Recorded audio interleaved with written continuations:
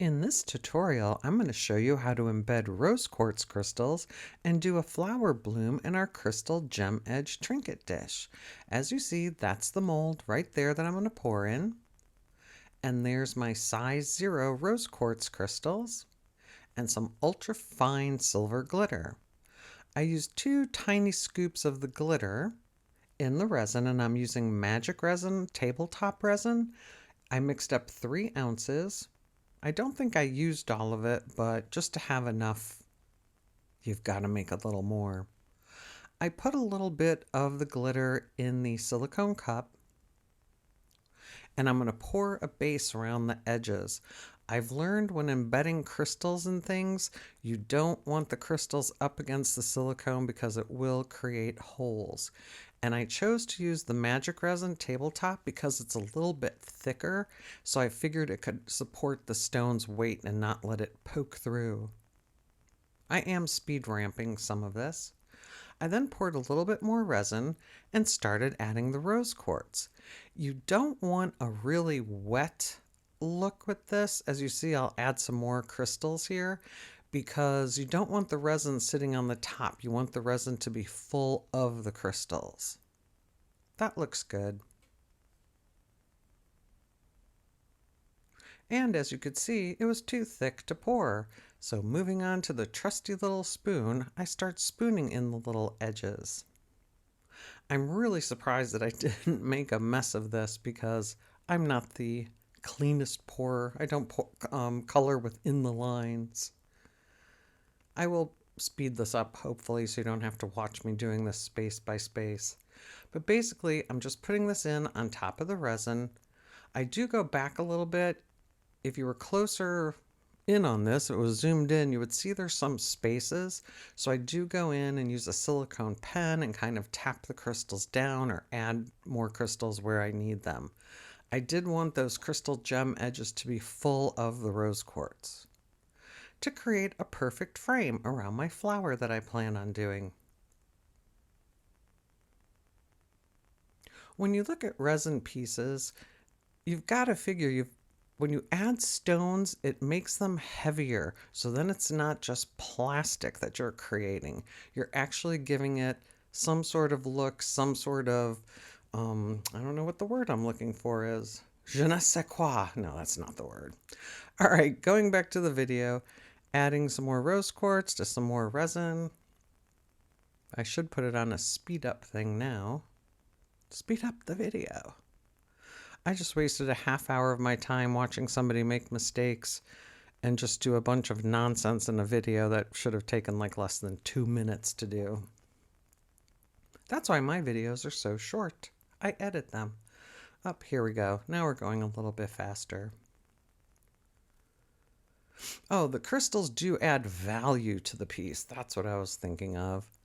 Instead of just having a bunch of resin with glitter in it, you're actually doing something to give it more intrinsic value. And what's better than rose quartz?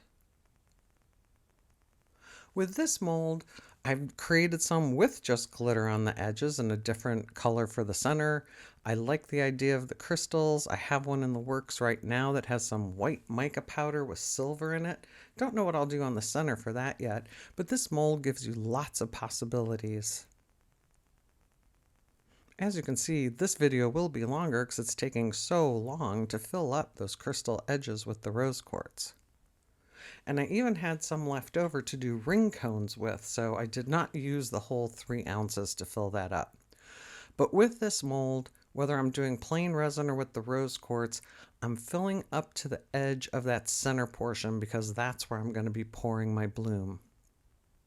There I'm using the silicone pen to kind of tuck the stones into the areas or pop any bubbles. Now for the next part, I mixed up 3.5 ounces of clear for the bloom area on the back and kept out 0.68 ounces for the white. And I used 2 drops of Castin Craft, Grape Juice Resin Ink by Octopus Fluids, Sweet Cherry Resin Ink, and Sun Resin Ink by Octopus Fluids. Did I say Castin Craft white pigment paste?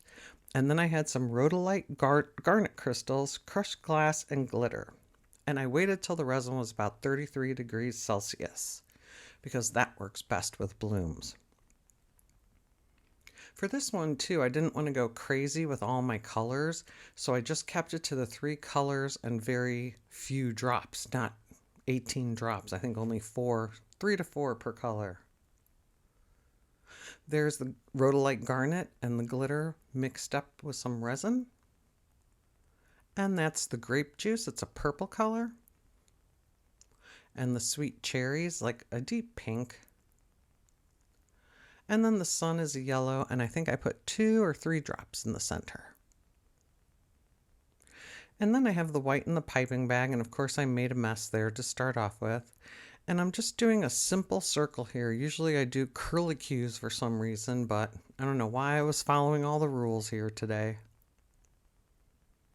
Just some little lines. I don't think I even used the whole 0.68 ounces. Then I take a silicone pen and draw the lines in from outside to in. And since this was a square, it was pretty easy just going from the corners. I kept this real time to see how steady of a hand I had. That's looking pretty already. And then I went in the pink areas and just drew out to the edges from inside out. I left the purple areas alone.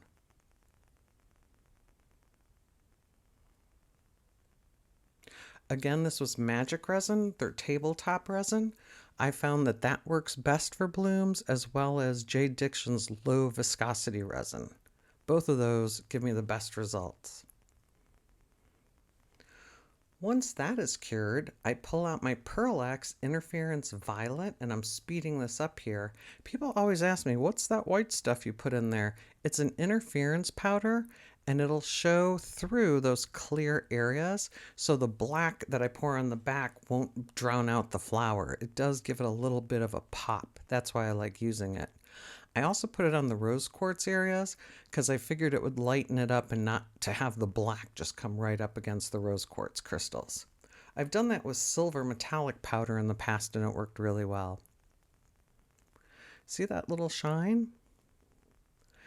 Then I mixed up for the back approximately 2 ounces of resin, and that was some HTVront black pigment paste. Didn't need a whole lot there, just something to finish it off. Get some in the corners. And wait for it to cure. Once it's done, it's time to demold. The rose quartz does make this piece heavier than just a normal resin piece. That turned out really pretty. It almost looks like an abstract flower, and those crystal gem edges just sparkle. I came back to this because the edges were clear, and I don't like using those gilding pens, so I took some resin ink, Onyx, and I just painted with a flat brush, and it was very nice. I like the effect. Octopus Fluids recommends sealing it, which I'll do in the next step. I really like the way this turned out. Let us know what you think about it in the comments below.